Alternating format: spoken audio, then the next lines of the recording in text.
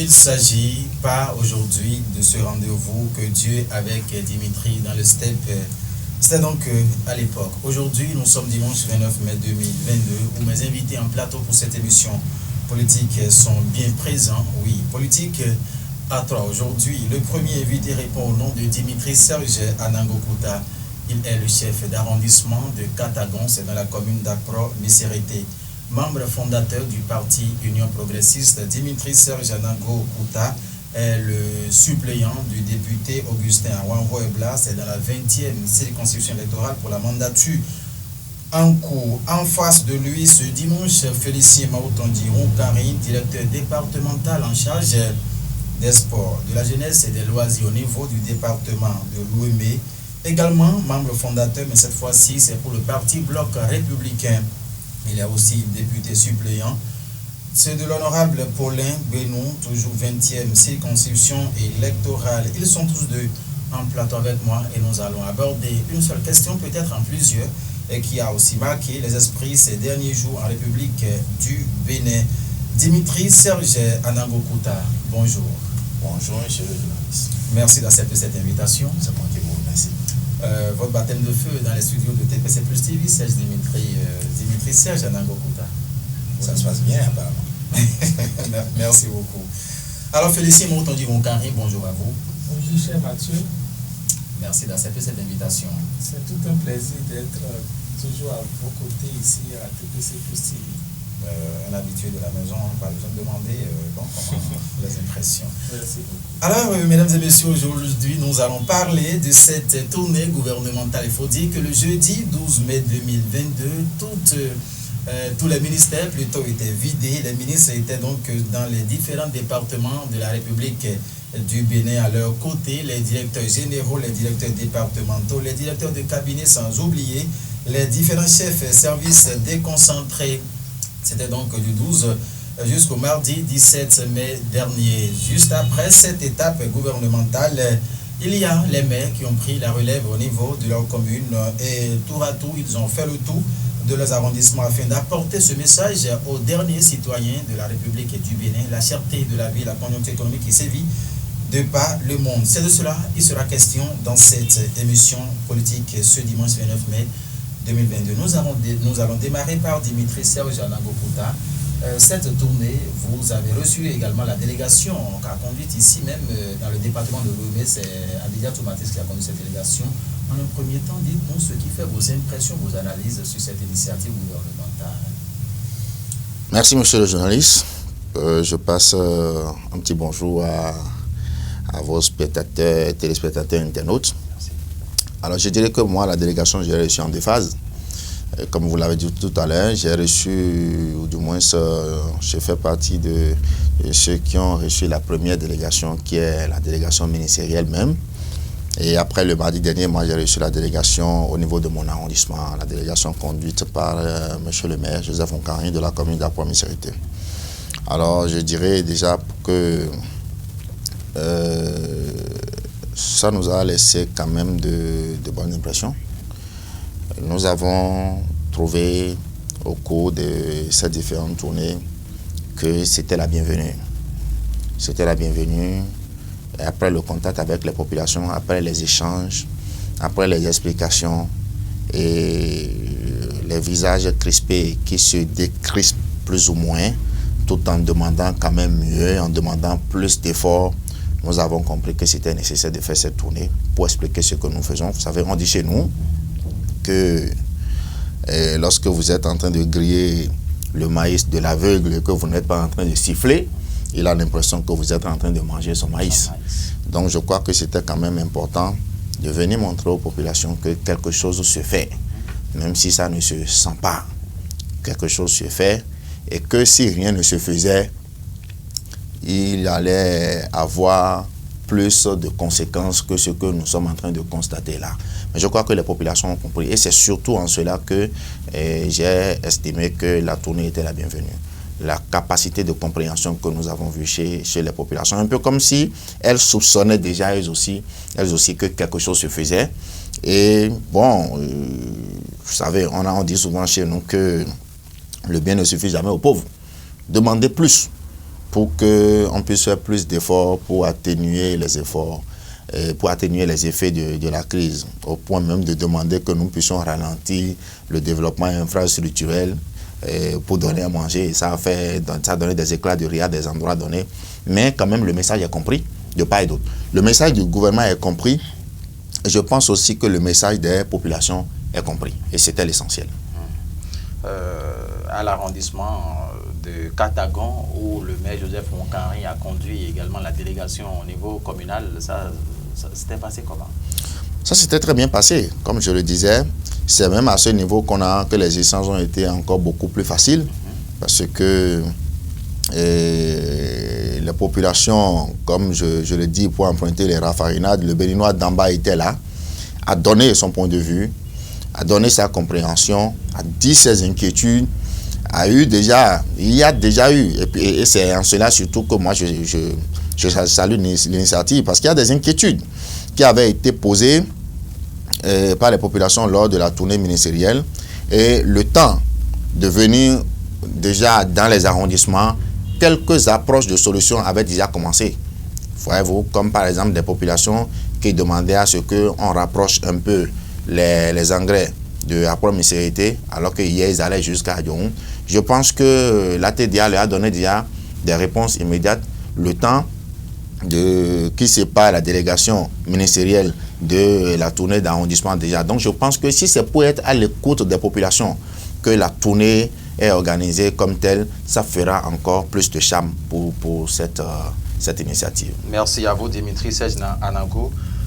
Félicien Bonou, Félicien Monkanri, autant pour moi. Vous faites partie de cette délégation gouvernementale, d'abord aux côtés de Maman Mathis Adigatou, avec votre casquette de directeur départemental. Vous avez fait le tour des 9 communes du département de Lomé. Votre analyse en premier sur cette initiative, comme l'a dit tout à l'heure Serge Dimitri Anago. Merci beaucoup. Je sais que tous les Béninois ont compris que quand vous êtes dans une maison et que ça ne va pas dans la maison, c'est le chef de famille qui explique à tous les membres de la famille ce qui se passe et les efforts éventuels qu'il fait pour que les choses se régularisent. Et c'est dans cette logique que le président Patrice Talon est en envoyant tous les ministres dans les départements pour expliquer aux populations la crise qui nous a surpris. Et nous avons eu la chance, comme vous l'avez dit, d'être dans toutes les 9 communes de l'Ouémé avec la délégation ministérielle. Et nous avons écouté, et comme l'a dit mon frère, le CA de Katagon, que les populations ont vraiment besoin de cette sensibilisation du message de la délégation pour mieux se fixer. Et quand vous écoutez les discours qui sont relativement les mêmes de la commune de Bonou jusqu'à Porto Novo où nous avons fini, vous verrez que le gouvernement a avec grand intérêt à se rapprocher de la population et à leur expliquer ce qui ne va pas dans le pays et tous les produits de grande consommation venant de l'extérieur ont augmenté de prix de façon systématique et de façon significative. Et c'est ce que nous avons compris et ça a fait plaisir d'ouvrir la réunion à tous les forces vives de chaque commune et les questions étaient à qui veut la poser. Et nous avons été honorés que la population et les membres de la délégation que nous constituons étaient d'accord sur tout ce qui se fait au niveau du gouvernement. Et nous sommes sûrs que cela a marqué les esprits de nos populations et le climat délétère qui était sur tous les visages à l'entame de la tournée et a commencé par se décrypter. Et aujourd'hui, nous pouvons nous taper sur les épaules et être contents que l'objectif a été atteint à ce niveau. De ces 9 communes du département de Lomé, aux côtés de Mathis Adigatou, vous avez également œuvré aux côtés du maire de votre localité, parce que vous êtes natif de la vallée de Lomé, précisément de la commune d'Adjoun, où François Zanou Agbo a fait le tour des 8 arrondissements de l'autre côté. Dites-nous comment ça s'est passé aussi. Et aussitôt fini avec la phase communale, le gouvernement a souhaité que de façon enchaînée, les maires puissent descendre dans les arrondissements parce que le format qui a été retenu au niveau communal ne permettra pas de toucher la cible dans sa majorité. Et c'est ce que les maires ont fait. Et aux côtés des maires, le gouvernement a mis à disposition les directeurs départementaux qui sont à l'opérationnel au niveau des actions gouvernementales. Et nous avons été désignés pour être aux côtés du maire d'Adjoum avec mon collègue en charge du commerce et de l'industrie. Et nous avons fait le tour des 8 arrondissements d'Adjoum. Et je crois que les préoccupations étaient similaires à celles que nous avons eues au niveau commune, mais cette fois-ci avec d'autres cibles, des gens qui n'étaient pas de la première réunion. Et l'effectif a été de plus en plus large et nous avons discuté avec la population en langue locale pour que le message puisse passer. Et je crois que c'était passionnant de comprendre que la population elle-même soupçonne déjà que des choses qui nous arrivent ne sont pas forcément produites par la gouvernance actuelle, mais que ce qui nous arrive peut-être dépend du voisin d'à côté, parce que les produits dont il s'agit, qui ont flambé de prix, ne sont pas produits au Bénin et ne sont pas des produits made in Bénin. Et c'est pour ça qu'elle soupçonne déjà que quelque chose ne va pas à côté. Et notre arrivée, en dupliquant le message du gouvernement, parce que nous n'avons rien inventé dans les arrondissements, nous avons fait juste du reporting speech et les populations qui n'étaient pas de la première réunion aussi étaient au même niveau d'information. Et nous leur avons demandé également de partager l'information, l'expérience qu'ils ont vécue dans les villages. Et nous avons été très, très à l'aise de comprendre qu'effectivement, dans nos villages, les gens suivent l'actualité et les quelques poches de désinformation, d'intoxication ont été touchés et nous avons dissipé les esprits des ragots que les mauvaises personnes racontaient et les gens se sont mis dans la même logique que le gouvernement et ont commencé séance tenante à prier pour le président pour qu'il ait les moyens nécessaires pour tenir en face de cette situation exogène. Merci à vous, Félicien Okari. Revenons à vous, Dimitri Serge Anangokouta, le chef d'arrondissement de Katagon dans la commune d'Apro-Missérété. En dehors de cette commune d'Apro-Missérété, vous avez parcouru, vous avez assisté le maire Joseph Okari. Cette tournée a également eu lieu dans d'autres localités. Les échos ont fait état de ce que la population a faim, il faut nous donner à manger. Dans le département du Mono, beaucoup plus précisément, pour citer, répéter peut-être celui-là, mettons les routes en benne, nous donner à manger. Vous avez appelé ça aussi comment, Dimitri? Ben non, je crois que, mettons, les routes en benne, donner-nous à manger, n'est pas forcément un message qui est venu seulement des populations. Avant ça, c'est venu, la possibilité est venue d'en haut. J'ai suivi le ministre des Finances qui, quand il expliquait la crise, a dit à un moment donné que si la crise ne s'estompait pas, qu'il n'est pas exclu que si à un moment donné, il faut arrêter d'abord la construction des routes pour soulager les populations, que ça va se faire. Et je pense que c'est un message responsable. Certainement que c'est de là aussi que les populations de la localité que vous citez ont eu l'inspiration peut-être aussi de revenir sur la phrase. Alors, c'est clair hein, que les populations ont faim, comme ils ont dit. Ils ont faim d'une situation connue, d'une situation que justement le gouvernement est en train d'expliquer dans ces détails, tout en montrant que si quelque chose n'avait pas été fait, que ce serait le pire. Donc, le message, pour autant, n'est pas à prendre de travers. Le message est à comprendre tout simplement comme un cri de cœur. Les autres ont dit le même message, peut-être de façon différente. Donc, globalement, toujours est-il que les populations, ça ne va pas à leur niveau. Et c'est parce que le gouvernement est conscient que ça ne va pas dans le bas peuple qu'il a décidé d'aller expliquer ce qui se passe exactement pour éviter les intoxications, pour aller expliquer ce qui se passe, dire ce qui se fait et rassurer, parce que c'est aussi ça le message. Lorsque vous montrez à vos populations que vous savez ce qui se passe, c'est complètement rassurant par rapport à une gouvernance peut-être qui va faire silence radio, qui est au perché, ça crie en bas, ça n'écoute pas du tout. Non, je pense que le message était aussi d'aller les rassurer que s'il y a besoin de faire plus, de nous sacrifier sur d'autres plans, comme on l'a déjà fait jusque-là, pour atténuer les effets de cette crise, que ça va encore se faire. Et je crois, hein, vous savez, les populations vous disent parfois eux-mêmes, quand elles crient, nous avons faim, j'ai entendu à Katagon, ils ont dit, on sait que ce n'est pas dû au Bénin. Nous avons des gens qui vont au Nigeria. On a des gens, on a nos enfants dans d'autres pays qui nous envoient le message que ça ne va pas du tout et que c'est pire.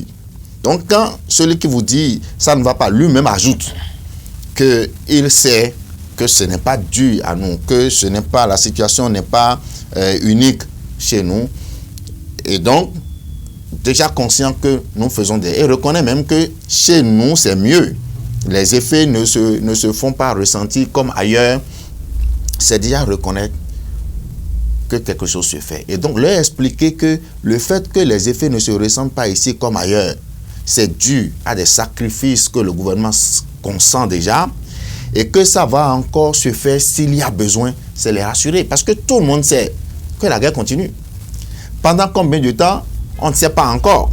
Et donc, on se dit si après 3 mois de guerre, nous en sommes là, alors qu'on dit que cette guerre n'est pas en train de finir et que bien au contraire, ça s'enflamme davantage tous les jours, l'inquiétude est grande et l'inquiétude peut tuer, n'oubliez pas. Et donc, allez rassurer que, soyez tranquilles, nous anticipons. C'est parce que nous avions anticipé qu'aujourd'hui, on a pu atténuer un peu les effets et qu'on est encore en train d'anticiper sur tout ce qui peut arriver et qu'au besoin, nous allons faire face à ce que nous n'allons pas souffrir comme les autres. Conseiller aussi aux populations les pratiques qu'il faut adopter en leur sein pour accompagner le gouvernement dans la gestion de cette crise. Je crois que le message ne peut être que celui-là. Donc, c'est normal que les populations crient. C'est normal aussi que le gouvernement puisse expliquer. D'ailleurs, le gouvernement sait que ça ne va pas. Donc, je pense que c'est partout, tel que c'est dit. Et moi, j'ai foi que, effectivement, tel que le gouvernement l'a dit, tout le nécessaire sera fait pour que nous n'en arrivions pas au pays. C'est Janago Kouta, en dehors de cette guerre russo-ukrainienne, il y a également la raison Covid qui a été expliquée aux populations. Oui, la raison Covid. Et il n'y a pas que la raison Covid, il y a la raison Covid, il y a la raison djihadiste qui fait que dans les pays du Sahel, surtout essentiellement, les populations sont obligées de se déplacer et donc n'arrivent pas à produire suffisamment. Et donc n'arrivant pas à produire suffisamment pour satisfaire la demande de la sous-région, les autres sont obligés comment dit-on, de se pencher vers le Bénin pour s'approvisionner, ce qui fait évidemment un décalage entre l'offre et la demande, et aussi nos commerçants vers eux, qui au lieu, et ça c'est là qu'il s'agit des bonnes pratiques qu'on a conseillées, au lieu d'aider à ce que nous puissions circonscrire la crise à notre niveau, pensent plutôt à leur profit et mettre les produits de côté pour pouvoir les exporter et tout ça. Je crois qu'il y a aussi cette raison-là. Mais toujours est-il que pour la crise Covid, c'est la toute première raison pour laquelle la crise devait naître. Mais en plus de ça, pendant que ça s'atténuait déjà un peu la crise de la Covid-19, il y a la guerre qui s'est ajoutée. Il y a les djihadistes qui ont redoublé d'efforts aussi dans leurs assauts. Donc, c'est essentiellement les 3 raisons que nous avons expliquées aux populations comme étant à la base de la crise actuelle. Voilà. Félicien Mautondi Moukari, les populations dans certaines localités diront mais la guerre en Ukraine, en quoi cela va impacter l'économie, sinon la situation au Bénin? Vous savez que le monde est un village planétaire et tout marche comme si nous appartenons à un même village, à un même quartier. Et nous avons pris des habitudes depuis un certain temps d'aimer plus ceux qui viennent de l'extérieur que ce que nous faisons ici. Et aussi, il faut le rappeler, les besoins des Béninois ne peuvent pas être satisfaits exclusivement par des Béninois. Et quand vous voyez les produits qui ont pris de valeur ces temps-ci, vous verrez qu'il y a beaucoup qui ne sont pas, que le Bénin ne peut pas produire, pas par manque de volonté, mais par conditions géographiques et naturelles. Et nous prenons par exemple le gasoil. Le Bénin n'a pas de ressources pétrolières et de sous-sol, donc tout nous vient de l'extérieur. Et les pays querellés qui sont en guerre, du moins, sont des grands producteurs de gasoil, alors que nous en consommons assez au Bénin. D'ailleurs, nos routes, les machines, les engins qui sont utilisés pour construire nos infrastructures routières ou sportives, hôtelières, tout, consomment beaucoup plus de gasoil. Et quand il y a pénurie sur le marché, c'est évident que nous puissions sentir ici. Le blé, qui nous servent à faire du pain, les produits de pâtisserie et tout ça, viennent de ces deux pays. Nous n'en produisons pas au Bénin. Donc, voilà des choses qui font que même si le Bénin est à 5000 à 8000 km de la Russie ou bien de l'Ukraine, nous puissions sentir ces effets ici, comme les autres pays d'Afrique d'ailleurs et du monde. Quand vous demandez le prix du litre d'essence en France, en Europe, ça a doublé de prix. Et ce n'est pas les Béninois seuls qui crient. Et c'est pour ça que nos populations qui ont demandé à comprendre pourquoi la guerre dans ces pays vont nous embrouiller ici, quand nous leur expliquons notre dépendance de ces pays, ils ont su qu'effectivement, si c'est celui qui produit, qui est malade ou qui a une situation, il n'en produit plus, c'est évident que nous, les consommateurs, nous puissions en souffrir. Et c'est dans nos habitudes, la capacité à aimer l'autre, à se donner à l'autre sans réserve, qui fait que si l'autre est tombé, on est systématiquement atteint. Et c'est l'une des raisons fondamentales du ressenti que nous avons ici au Bénin. Dimitri Serge Anangouakouta, la même question à vous. La guerre en Ukraine impacte le Bénin de cette façon. Les populations l'ont évoqué. Oui, les populations l'ont évoqué. Vous avez le directeur départemental l'a dit tout à l'heure. Le monde est devenu un village planétaire, surtout sur le plan économique. Avant de venir sur la guerre en Ukraine, je vais d'abord vous montrer comment la fin de la Covid même, c'est-à-dire la fin peut constituer en elle-même encore une source de crise économique. Vous avez des entreprises qui ont un rythme de production hier et qui, par le biais de ce rythme, faisaient de l'exportation, ils sollicitaient les frettes et autres, les navires pour faire voyager leurs produits.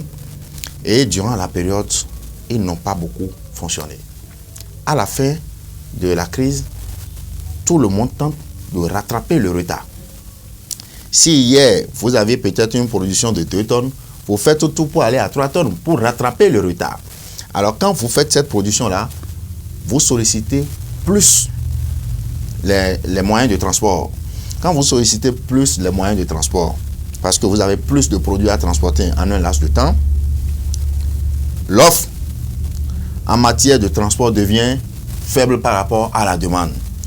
Si vous allez au port tout de suite pour acheter les véhicules d'occasion, vous allez voir que les prix ont flambé.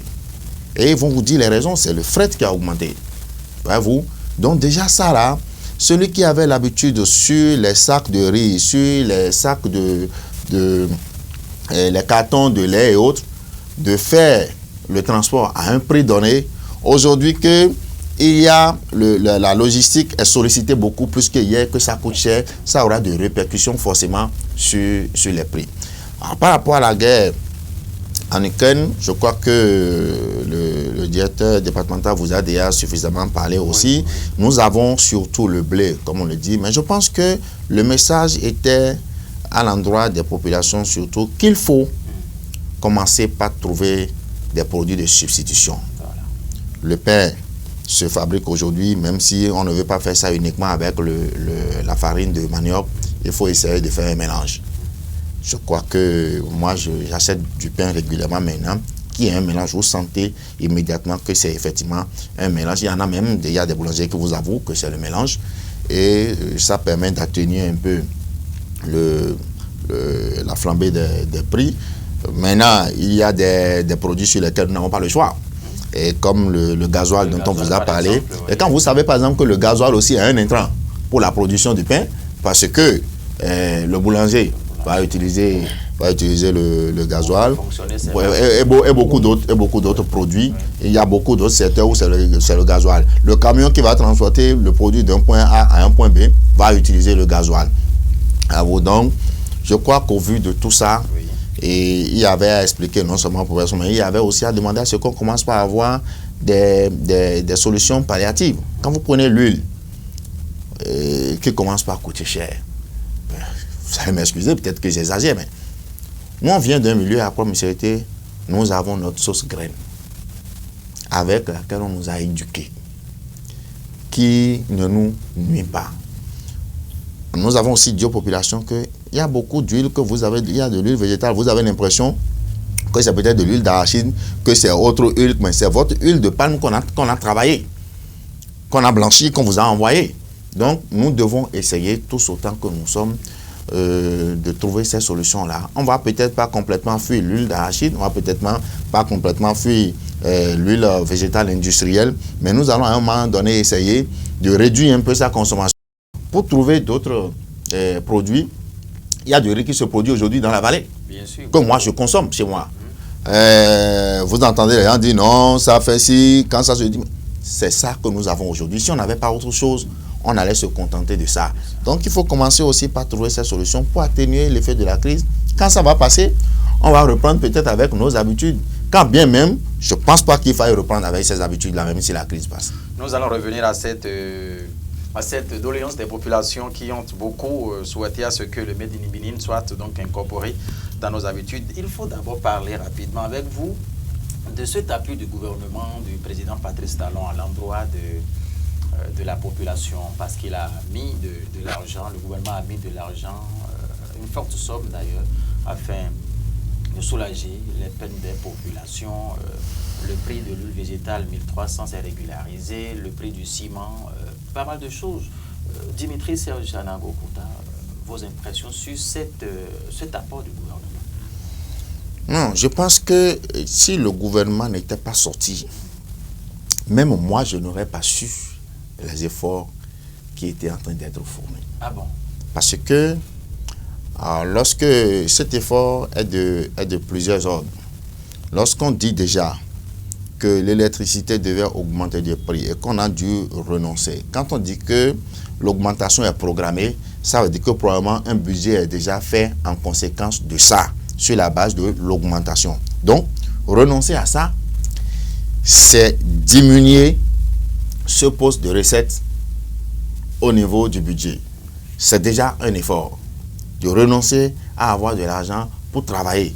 Donc, celui qui dit on n'a qu'à arrêter les routes doit savoir déjà que les routes sont en train d'être ralenties comme ça. Parce que ce qu'on allait avoir peut-être comme bénéfice sur la vente de l'électricité, qui est logé au niveau des recettes dans notre budget, dès lors qu'on a commencé déjà par dire bon, on ne prend plus ça, c'est que ce à quoi ça devait être affecté en termes de construction d'infrastructures, on est en train déjà de renoncer à ça comme ça.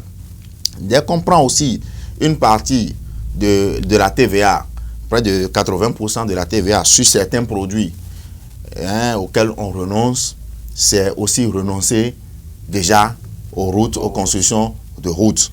Donc, il y a plusieurs aspects comme ça. Lorsque l'électricité qui devait augmenter de prix n'augmente plus, si l'électricité avait augmenté de prix, ce n'est pas uniquement sur les factures d'électricité que nous allons sentir la crise. Celui qui a pris, qui a utilisé de l'électricité pour produire du pain, va vous vendre le pain aussi plus cher. Celui qui a utilisé l'électricité pour produire je ne sais pas quoi d'autre, le brodeur qui a utilisé un peu plus pour broder votre habit va vous coûter un peu plus cher. Ainsi de suite. Non, rien que cet aspect de l'électricité, c'est énorme déjà. Donc je pense que déjà ces efforts que le gouvernement a fournis jusque-là sont à saluer, à vraiment saluer. Et le fait de communiquer autour de ça aussi est quelque chose vraiment de bien, parce que ça nous a permis, nous d'autres, de savoir, et si ça ne se faisait pas, qu'est-ce que nous allons devenir? Voyez-vous? Donc c'est bien de l'expliquer, mais au besoin, comme le gouvernement l'a dit, moi je fais confiance, je fais franchement confiance, au besoin, s'il faut faire plus, le gouvernement n'a qu'à faire plus. C'est parce que c'est ce que les populations nous ont demandé. Après tout, nous sommes aussi les porte-parole de ces populations-là. Elles nous ont élus pour porter leur parole. Donc, s'il y a besoin que le gouvernement n'hésite pas, effectivement, comme ils ont demandé, à faire plus, au risque de renoncer, comme ils ont dit, à un peu de développement infrastructurel en attendant. Voilà. Félicien Maoutondi Wonkari, dans les localités, surtout dans le département de l'Ouémé, les populations ont parlé de... On ne va pas revenir sur la même question parce que les mêmes réponses risquent de revenir. On va parler maintenant de ces doléances des populations qui veulent que les produits de nos milieux, les produits locaux, soient mis en valeur, revalorisés. Dimitri a parlé tout à l'heure du riz dans la vallée de l'Ouémé. Il y a l'huile d'arachide que le Bénin peut également produire. Sur ces aspects de la situation, qu'est-ce que vous pensez? Merci beaucoup. Je crois que les crises font du mal, mais également font du bien. Et en situation de crise, les hommes les plus intelligents vous diront que c'est pendant les périodes de crise qu'ils sont l'inspiration et qu'ils font de bonnes affaires. Et je crois que loin de condamner la Russie ou bien l'Ukraine ou bien Covid, tout ça, ça va nous permettre, nous, Béninois, nous, Africains, de revenir sur le véritable conseil que le président Thomas Sankara avait donné dans les années 80 en demandant de consommer ce que nous produisons et de produisons ce que nous consommons. Et c'est la population a même commencé par comprendre cela. Et vous savez, nous avons tous chanté que la vallée de l'Ouémé, c'est la deuxième la plus grande au monde après le Nil et tout ça. Et vous imaginez qu'actuellement, dans la vallée, il y a encore des centaines ou des milliers d'hectares non produits. Et ça, c'est des valeurs que le Bénin perd. Et quand vous avez compris que ce que nous sommes en train de dire maintenant, que nous avons faim, les choses sont chères dans le marché, ce n'est pas des choses indispensables. On peut se passer de ces produits et vivre parce que nos aïeux n'ont pas mangé du pain avant de vivre, avant de nous mettre au monde. Ils n'ont pas consommé de l'huile végétale industrialisée avant de vivre. C'est-à-dire que c'est des choses en réalité que nous pouvons nous passer dessus. C'est parce qu'on s'est déjà donné à ça, c'est déjà dans nos comportements alimentaires qu'on pense que sans l'huile végétale, sans le blé, nous ne pouvons pas vivre au Bénin. Et la population a insisté sur ce que le gouvernement puisse revenir sur les produits vivriers du Bénin et l'agriculture, et au lieu de renforcer l'importation, que nous puissions produire assez ici. Et je crois que c'est pertinent cette proposition, et nous avons profité et inscrit tout cela au rapport pour demander à ce que, au lieu de tout le temps vouloir soutenir et mettre des milliards dans les produits industrialisés et tenir la crise, que nous puissions mettre un peu ces ressources à disposition de notre agriculture, de notre vallée et d'autres vallées. Parce qu'on n'en a pas que la vallée de l'Ouémé au Bénin, il y a la vallée du Mono, le Niger, il y a plein de vallées que nous avons. Nous pouvions mettre un peu de ressources et renvoyer nos populations à la terre, à la production agricole. Et ça va commencer par nous nourrir. Et demander également à nos populations de commencer par changer de comportement alimentaire. Et je crois que si nous démarrions par ça, nous aurions profité de la crise pour régler le problème d'autosuffisance alimentaire. Parce que s'il y en a suffisamment à manger, produits, nous pouvons aussi alimenter les autres pays qui sont tout autour du Bénin, qui viennent chercher le peu que nous avons. Donc il faut que le gouvernement puisse, et nous avons foi en cela, que dans les mesures urgentes à prendre, le gouvernement saura aller dans ce sens et renforcer. Il y a énormément de projets agricoles dans la vallée avec les ATDA et d'autres projets viennent pour remplacer le projet Payavo, mais ce n'est pas suffisant. Au dit de nos populations, il faut que nous accélérions vite et profiter de cette crise pour valoriser notre vallée, valoriser notre palmier à huile, nos patates douces, nos yams produits dans les collines et un peu partout, et que le Bénin puisse commencer par manger exclusivement ce qui peut lui donner bonne santé. Vous savez que l'huile de palme, l'huile rouge, est un bon médicament pour l'œil. Ça régularise beaucoup parce que celui qui consomme beaucoup l'huile rouge n'a pas souvent les problèmes de vision. Et tout cela a été mis de côté pour d'autres huiles que nous ne savons pas exactement comment cela se fabrique.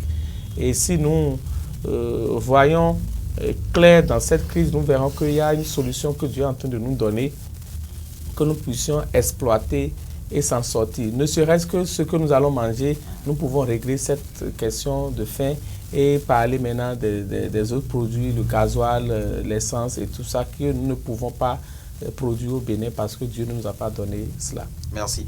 Alors, Dimitri Serge Anangwa-Kouta, sur la même question, le Made in Benin, le consommant local, les populations en ont parlé. Oui, les populations en ont parlé. Le directeur a dit aussi l'essentiel dessus, mais moi je voudrais insister. Je voudrais vraiment insister.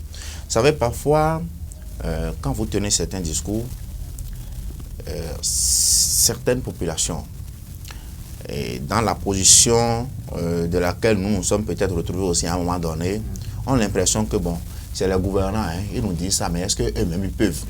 Vous savez, il faut dire à nos populations que ça consomme plus de produits exportés chez les moins nantis que chez les plus nantis. Ah bon? Oui. Et aujourd'hui, parce que là-bas, on a l'impression que c'est manger l'importé qui fait de soi l'important.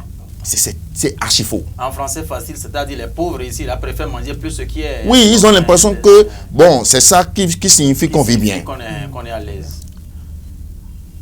Vous savez, moi j'ai la chance, parce que je pense que c'est une chance, de passer une bonne partie de mon enfance au village. Il arrive où je ne touche pas au lait pendant 9 mois. Je ne vois pas du lait de mes yeux comme ça, pendant 9 mois. Je peux même dire que le pain, c'est peut-être une fois en 3 mois, si bon, ça prend mon papa en venant nous voir de ramener ça. Donc, et pourtant, de l'huile rouge, vous savez, il y a un ami la dernière fois qui a estimé que j'en abuse, je dis les descentes, je peux manger ça le matin, midi et soir. J'ai été éduqué comme ça. Et ça ne vous fait absolument rien. Et c'est mon repas préféré. C'est vrai que nos enfants aujourd'hui, quand vous présentez ça, ça fumait. Nous, quand on était enfants, c'est parce qu'on nous a éduqués avec ça que ça ne nous dit rien. On est même à l'aise dedans. Mais d'aujourd'hui, quand vous estimez que bon, il faut mettre les enfants à l'aise, vous achetez de la pâtisserie, vous faites du lait, vous faites du yaourt, comme ça, à un moment donné, ça devient leur culture alimentaire. Et puis, ils repoussent ce qui est de chez nous. Et donc, c'est les aspects sur lesquels il faut que nous travaillions à nouveau aujourd'hui. Il faut qu'on dise à nos populations que ce n'est pas parce que nous prenons notre descente tous les jours, que nous préparons notre sauce avec de l'huile rouge, que nous sommes pauvres. Bien au contraire, nous sommes riches parce que nous n'envoyons pas notre argent vers les autres. On donne notre argent aux paysans d'à côté. Et il faut forcément, parce que vous savez, quand la politique doit prendre la culture même dans le pays doit prendre cette tournure-là, il faut que ce soit les gouvernants qui agissent sur ça. Et c'est en cela que je suis d'accord avec ce que le DG a dit. Le riz de la vallée, j'en ai pris 4 sacs la dernière fois. J'ai distribué 2, j'ai gardé 2 chez moi. C'est comme ça qu'il faut que nous puissions faire la promotion de plusieurs produits d'ici. Prenez l'huile, excusez-moi. Il y a ce que nous appelons l'huile d'argonne. Produit ici. Regardez la quantité d'arachide qui se produit chez nous, dans l'Ouémé, au cours d'une année.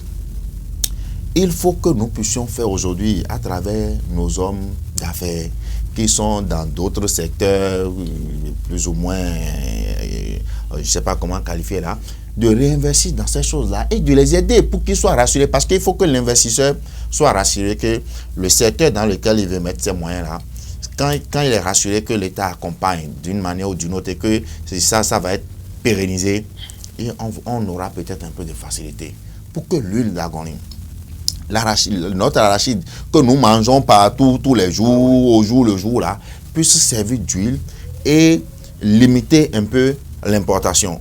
Que la farine, excusez-moi, de manioc soit travaillée, que nos chercheurs soient mis sur le coup pour voir qu'est-ce qu'on lui reproche quand ça produit du pain, qu'est-ce que ça donne qui ne plaît pas, pour que ça soit travaillé.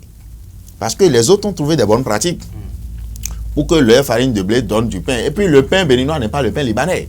Donc les pains d'un pays à un autre, c'est pas les mêmes choses du tout. Le pain que nous mangeons ici n'a pas la même forme, n'a pas la même teneur, n'a pas la même que le pain du Nigeria, que le pain de Lomé. Alors, notre ablo que nous mangeons d'habitude sur la base du manioc, qui dira que ce n'est pas du pain?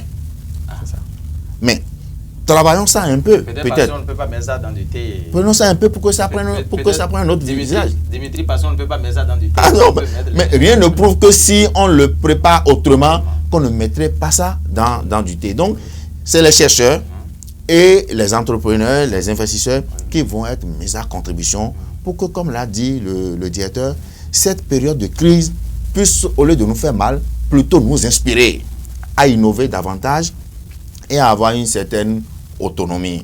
Maintenant, pour finir, sur le plan de l'autre produit que la crise a suffisamment affecté, le carburant, moi je voudrais demander au gouvernement de commencer par sérieusement penser à la promotion du transport en commun. Le vrai transport en commun comme ce que nous avons vu en Europe, où pour venir chez vous ici tout à l'heure, au lieu de prendre mon véhicule, je saute peut-être rapidement dans un tram et je descends devant vous là pour faire mon émission et pour retourner à mon coup. Il faut qu'on pense à ça pour que le carburant ne pèse pas. Parce que le carburant, ça fait partie de ce qui fait crier le fonctionnaire béninois. Quand il prend son salaire, la portion que le carburant consomme est énorme aussi. Donc, faire la promotion du transport en commun, non seulement nous sauverait des questions de pollution, mais va soulager beaucoup les populations. Et en temps de crise aujourd'hui, on aurait des effets un peu moindres. Sur la question rapidement, quelques secondes pour fermer cette page, Félicien Moukara. Et non, je pense que le CA a suffisamment détaillé ce que nous sommes en train de dire. Et je crois que le président Patrice Talon, parce que nous parlons du Bénin, fait partie des présidents très visionnaires. D'ailleurs, c'est cette vision qui lui a permis d'anticiper sur l'achat des engrais agricoles que nous utilisons jusqu'à avoir en stock pour la production 2022-2023. C'est-à-dire que nos producteurs agricoles ne manqueront pas d'engrais chimiques jusqu'à l'année prochaine. Et je crois qu'il réfléchit beaucoup pour que nous puissions sérieusement utiliser tous les moyens dont nous disposons à l'instant T pour pouvoir régler cette crise-là. Sinon, le Bénin peut véritablement s'en sortir si ce n'est que la crise liée au blé, liée à l'huile végétale, liée au riz. Le Bénin a tous les moyens pour ne pas sentir cela. Parce que géographiquement parlant, Dieu nous a bénis, nous avons de l'eau en désordre. Il y a seulement 2 pluies et tout est inondé. Ça veut dire que nous avons suffisamment les moyens pour produire du riz, pour produire du maïs, du haricot, du patate, du manioc et tout ça. Et aujourd'hui, on peut véritablement travailler pour pouvoir transformer tout cela en des produits que nous pouvons exporter, pourquoi pas. Et c'est sur cette route que nous devons emprunter désormais et commencer par rééduquer nos enfants, surtout nous de la génération montante. Nous devons retravailler les enfants et les reprogrammer africains, béninois, au lieu de continuer à leur montrer que c'est ce qui vient de l'Europe, des États-Unis qui est mieux, alors que ces citoyens, quand ils viennent au pays, ils veulent consommer ce que nous faisons ici. C'est-à-dire qu'en réalité, nous sommes en train de nous vendre nous-mêmes. Et nous devons rechanger les choses, changer de mentalité et avancer parce que les crises viendront, c'est sûr. Mesdames et messieurs, cette émission politique sur TPC Plus TV dimanche 29 mai 2022 a reçu pour vous 2 jeunes du département de Lomé, sinon de la 20e circonscription électorale, 2 jeunes forts. Si je peux m'exprimer en ces termes, Dimitri Serge Anango Kouta, le chef d'arrondissement de Katagon dans la commune d'Apromis, été député suppléant de l'honorable Augustin Awanvo Ebla, et Félicien Maoutondi Moukari, directeur départemental en charge des sports, des loisirs et de la jeunesse au niveau de l'OME, député également suppléant du député Paulin Gbenou au niveau de la 20e bloc républicain. Cette fois-ci, pour finir cette émission, je ne vais pas les laisser partir sans aborder législative de 2023 qui pointe déjà à l'horizon. Dimitri, au niveau de l'Union progressiste, comment la jeunesse fout les armes pour cette échéance électorale? Bon, vous allez m'excuser, hein, moi je me mets toujours un peu au-dessus de cette thématique-là pour éviter les conflits générationnels. Je ne sais pas si je suis jeune ou si je suis vieux. Ah bon? Il y a des plus jeunes que moi et il y a des plus vieux qui estiment qu'ils sont jeunes. Donc je pense que le plus important, ce n'est pas ça. C'est les valeurs intrinsèques de chacun de nous, dont dispose chaque parti, que ce soit en vieux, que ce soit en jeune, et qu'est-ce que nous pouvons mettre comme cheval gagnant et pour non seulement gagner nos combats électoraux, mais aussi surtout pour faire, excusez-moi le terme comme on dit, pour faire le job, pour faire le travail qui est demandé, pour avoir le background qu'il faut pour jouer le rôle de législateur et penser vraiment aux populations dans tout ce qui va se faire. Donc je pense que c'est essentiellement tout ça. Bon, c'est vrai que ceux qui préfèrent porter le combat de jeunesse le font aussi, tant bien que mal, parce que bon, on va peut-être pas aussi les accuser. Mais moi je pense que il faut pas souvent mettre le terme jeunesse en avant pour demander à ce qu'on fasse la promotion d'une jeunesse, quelle que soit sa qualité. Je pense, si on va faire combat de jeunesse, il faut le faire en étant vraiment dans la dynamique de jeunes mais capables. Jeunes mais capables, pas jeunes pour jeunes. C'est le même discours que j'ai dit en matière de femmes, pas femme pour femme. Okay. Je ne suis pas adepte de femme pour femme, je ne suis pas adepte de jeunes pour jeunes. Je suis adepte de la capacité de chacun, qu'on soit jeune, qu'on soit femme ou qu'on soit âgé, qu'est-ce qu'on peut apporter. Quelles idées on a à vendre, c'est ça qui est important pour moi. Dimitri Serge Anango Kouta, et entre vous et l'honorable Augustin Awanvo Ebla aujourd'hui, quel est le courant? Oh, le courant a toujours été bien. Non, c'est mon grand frère. C'est mon grand frère. Et je suis son suppléant, et pendant longtemps, beaucoup de personnes s'étonnent de la complicité qu'il y a souvent entre nous. C'est vrai qu'il y a des sujets sur lesquels nous ne partageons pas forcément les mêmes points de vue, mais ça là c'est normal. Ça peut nous arriver de ne pas nous entendre, comme ça peut nous arriver de nous entendre, mais pour moi c'est un grand frère qui jusque-là a beaucoup fait pour moi et qui va certainement encore beaucoup faire. Mais qui ne vous a pas encore déçu? Qui ne vous a jamais déçu? Bon, vous savez, même votre propre femme sous votre toit vous déçoit tous les jours et vous fait plaisir encore d'autres jours. Donc il n'y a pas en relations humaines déception zéro. Ça peut arriver. Mais on fait avec et puis Merci Serge. Félicien Maoutondi Moukari, au niveau du bloc républicain, les législatives plutôt pointent à l'horizon les tractations à l'interne. Merci, vous savez, à chaque échéance, il y a toujours des petits combats qui se font, parce que quoi qu'on dise, il y aura toujours ceux qui vont partir et ceux qui vont venir. C'est comme au marché, tu viens, tu achètes et tu retournes. Et je crois que ce qui arrive en janvier a déjà commencé par agiter les états-majors des partis politiques.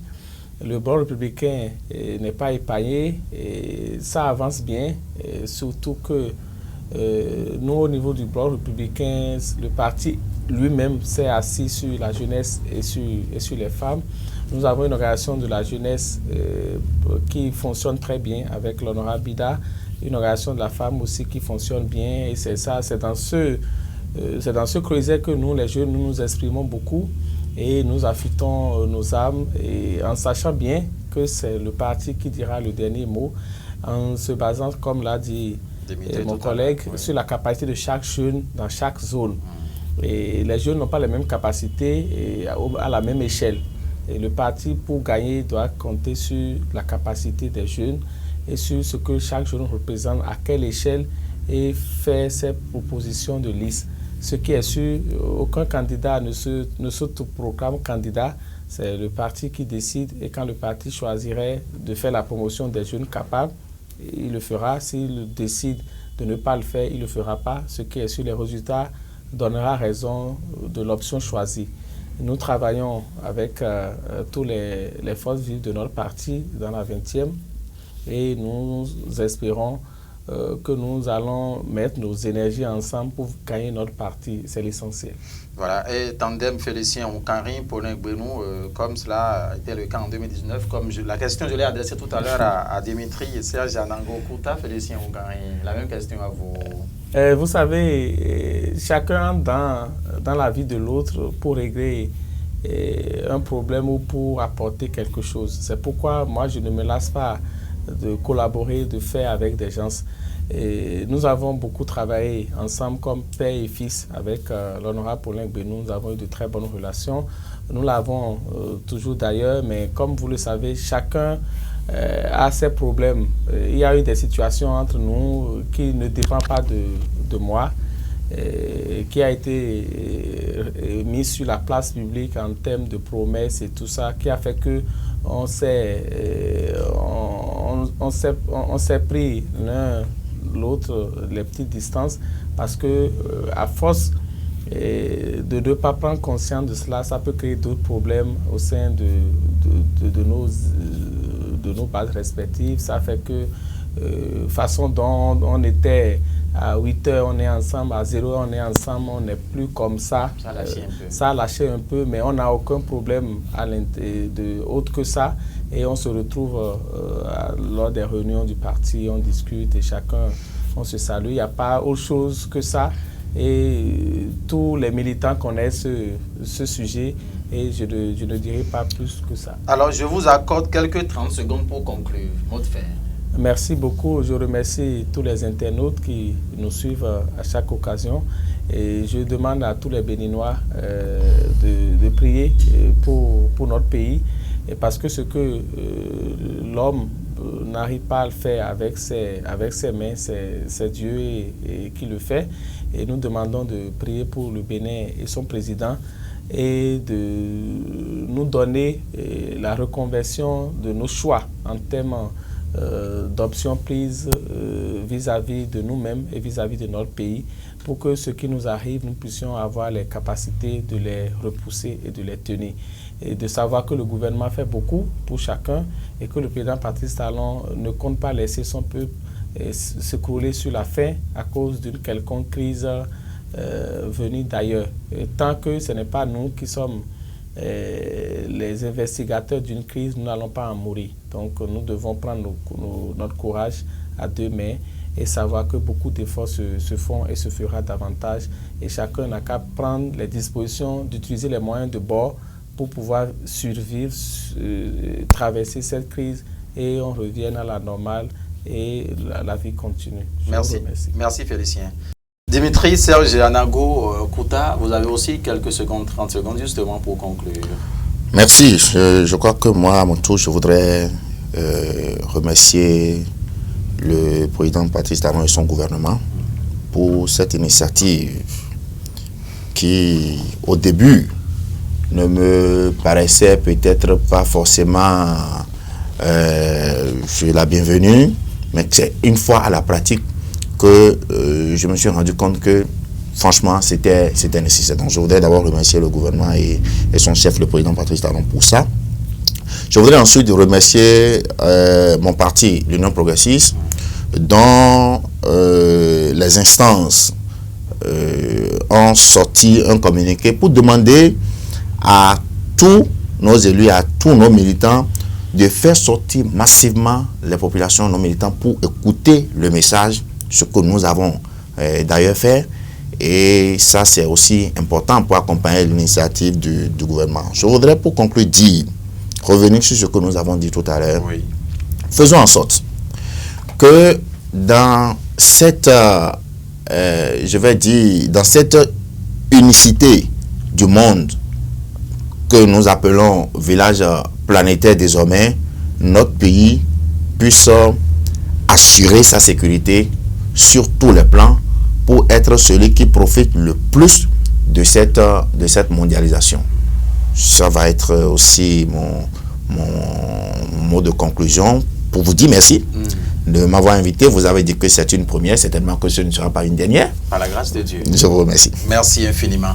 Mesdames et messieurs, ainsi prend fin donc cette émission politique sur TPC Plus TV ce dimanche 29 mai 2022 en studio avec moi, Dimitri Serge Anangokota, chef d'arrondissement de Katagon. Nous sommes dans la commune d'Apromis-Sérité, député suppléant sur la liste du parti Union Progressiste pour la mandature en cours. Il est le suppléant bien évidemment de l'honorable Augustin Wanvoyebla. Vous avez donc, vous l'avez suivi au cours de cette émission, la tournée gouvernementale, ce que les populations donc on dit dans l'arrondissement de Katagon à son tour de recevoir la délégation. Il en a parlé ici, sans oublier le lien entre Augustin Wanvoyebla et lui à la date d'aujourd'hui. Félicien Maoutondi Roukanri en face de lui, directeur départemental sport au niveau de l'OME, député suppléant. Il est du bloc républicain. L'honorable Paulin Gbenou, il n'a pas également manqué de parler aussi de cette affinité pour avoir pendant longtemps travaillé avec celui qu'il appelle son papa. La tournée gouvernementale, la délégation à laquelle il a appartenu également, n'a pas manqué